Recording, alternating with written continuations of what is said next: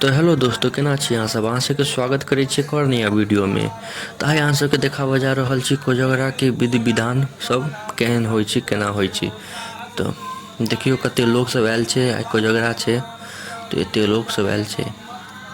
तो कोजगरा में सबसे पहले की होइ छै, बहुत कमे चीज होइ छै। सबसे पहले अहाँ के दुर्वाक्षत हैत। सब जे सब पैघ आदमी सब छथिन ओ सब गमछा लऽ के एता, माथा पर गमछा धेने रहता। देखियो सब गोटा माथा पर गमछा देने छथिन।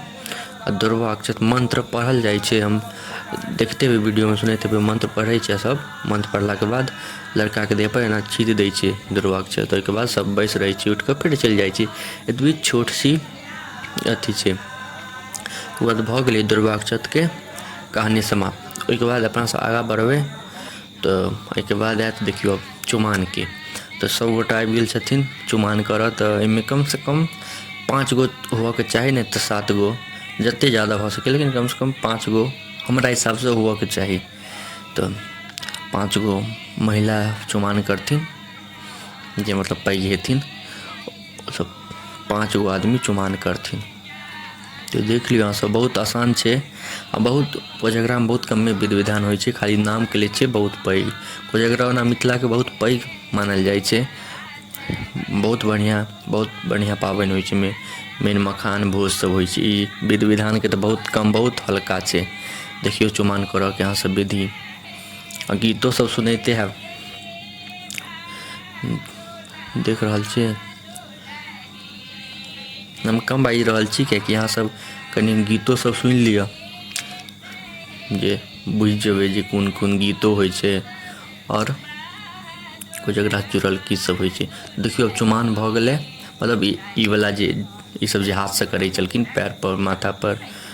एहि केला के बाद ई जे छै नीचा में राखल छिट्टा कहियो जे कहियो, जे समय फल सब गोटा उठा कऽ हुनकर माथा पर रखथिन। ई सब विध होइ छै मिथिला के, यह विध सब छै। देखियो अब केना रखथिन से। 4 गोटा छथिन ना, एक गोटा और एथिन, 5 गोटा। तो 5 गोटा माथा पर रखथिन, फिर उठेथिन माथा पर रखथिन। तो यह सब विध होइ छै। ओहिके बाद फिर आगा के अपन विध देखिया। पहले ई देख लिया। देखियो केना सब गोटा गीत गबैत में एना ऊपर नीचा अपन करै छथिन। तो इएह सब विध छै। ओहिके बाद फिर राखि देथिन। आब चलू अहाँ सबके देखाबै छी पचकौड़ी होइ छै। ई देखियो पचकौड़ी खिला रहल छथिन। हमरा हिसाब से पचकौड़िए नाम छै। ओना देख लेब ई जे खिला रहल छथिन, अहाँ सबके पता है तो कमेंट में जरूर बताएब। ताहिके बाद ई खिलाएल जाइ छै सार साथे। ओ लड़का के जे सार रहै छै ओ खिलाएल जाइ छै। हम आइ तक लेकिन गेम ई वाला जे खेल होइ छै से हम बुझलिए नहीं आइ तक केना खिलाएल जाइ छै। हम कते बेर खेलने छियै। ई बहुत चीज में खिलाएल जाइ छै। जते भी बियाह के हैत ना विधि विधान सब में ई जरूर खिलाएल जायत। बहुत प्रसिद्ध खेल छै पचकौड़ी। आइ तक लेकिन एकर रहस्य छै, हम बुझि नहीं पेलिए गेम खिलाएल केना जाइ छै। बस यूट्यूब पर उसके हा ही ही कऽ लेत और कहत हाँ ई जीत गेलै, हारि गेलै। लेकिन ई गेम केओ नहीं बुझत जे केना खिलाएल जाइ छै। बस एना हाथ में लऽ के ना फेंक दै छै। तो इएह सब छै मिथिला के विधि विधान सब। इएह सब लऽ कऽ फेमस छै मिथिला के कोजगरा, या फिर किच्छो कहू।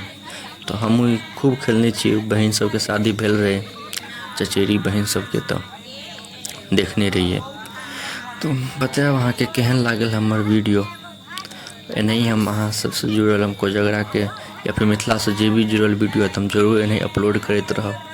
और अहाँ सब एनाही देखैत रहियो, प्यार सपोर्ट करैत रहियो। अब देखियो ई जे भऽ जेतै पचकौड़ी खेलाएल, ओहिके बाद फिर मखान लुटाएल जाइ छै। एखन अहाँ सब जाएब नहीं, रुकू, लास्ट तक वीडियो में बनल रहू। सब चीज देखाएब धीरे धीरे। कोजगरा के जते विधि विधान होइ छै सब देखा देब। तो कनी देर तक खेलल जाइ छै। ओहिके बाद देखियो आब मखान लुटाएल जेतै। आब देखियो मखान लुटाएल जाइ छै। जे लुटाबै छथिन मखान, ओ बीछ को एगो ने एगो मखान जरूर खाए के चाही। ई सब छोट छोट बात सब रहै छै मेन। तो एगो ने एगो बीछ के देखै छियै, एगो ने एगो मखान बीछ के जरूर खाए के चाही। तो केहन लागल कोजगरा के विधि विधान सब बताएब। एतबेटा के रहै छै विधि विधान कोजगरा के। तो केहन लागल अहाँ सबके जरूर बताएब। एते देर तक देखऽ के लिए धन्यवाद। नीक लागे तो लाइक, कमेंट, शेयर, सब्सक्राइब करब। और बतायब केहन लागल अहाँ सबके वीडियो, और आगाँ से आगाँ हमरा वीडियो के शेयर करियौ जे हम सब मोटिवेट भऽ कऽ और बढ़िया से बढ़िया वीडियो बना पाब। तो अगला वीडियो कोजगरा के भोज पर आयत तो सब्सक्राइब कऽ के जरूर रखब, सबसे पहले नोटिफिकेशन अहीं के पास आयत। तो मिलै छी अगला वीडियो में, तब तक के लिए धन्यवाद।